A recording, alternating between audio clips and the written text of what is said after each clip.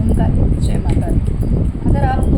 किसी कर्ज में डूबे हुए हैं, किसी कर्ज से संबंधित कि आपका ये लोन या आपका कर्ज कैसे चुकेगा या कब होगा, ये चीज़ें कैसे होंगी,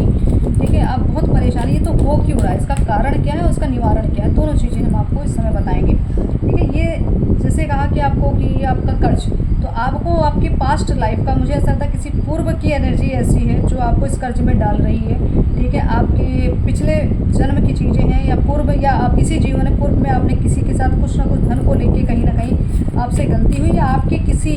बुज़ुर्ग की या किसी बड़े से गलती हुई है, उसकी वजह से ये कर्ज आपके सर पे है। और आपको यहाँ कहा जा रहा है कि आपको करना क्या, मैजिशियन, मतलब आपको अपनी विल पावर, अपनी मैनिफेस्टिंग पावर में रखना है। अपनी मैनिफेस्टिंग पे ही मैं कहूँगी एक तरह से डिगे रहिए, चीज़ों को अच्छा सोचिए, अच्छा ही होगा।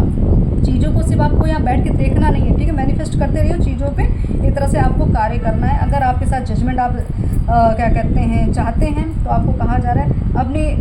जो आपकी इनर स्ट्रेंथ है उस पर वर्क करिए, अपनी चेतना पे काम करिए। ये रीबर्थ का समय है, ये जो उधार है एक तरह से, चाहे धन का हो, चाहे आत्मा का हो, चाहे किसी इमोशन का हो, ये उधार जो है आपका पूर्व से चला आ रहा है। और ये दूसरा जो आपकी अवेकनिंग होगी, उस अवेकनिंग में जब तक ये एनर्जी आपकी पूर्व की जो है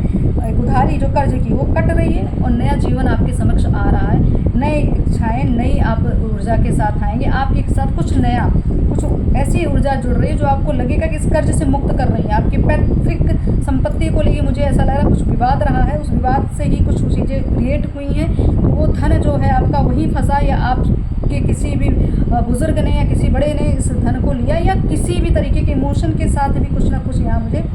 कर्ज दिख रहा है कि किसी ने आपके लिए बहुत कुछ किया लेकिन पलट के उसको आपने वो एनर्जी नहीं दी है, तो ये भी कर्ज मुझे यहाँ दिख रहा है। तो आपको पूर्णतः हर किसी के प्रति समर्पित भाव, हर किसी को लेके आपको ये देखना चाहिए कि शायद अगर आपके साथ किसी ने गलत किया इमोशनली या फाइनेंशियली, तो ये समझ लीजिए ये आपके पूर्व की ही कमाई है। ठीक है, तो यहाँ पे आपको द्वेष नहीं लगाना है, आपको यहाँ पे घृणा नहीं करनी, क्रोध नहीं करना, सिर्फ आप एक तरह से मैं कहूँ प्रार्थना करिए कि इस कर्ज से आपको मुक्ति मिले, और अपने यहाँ पे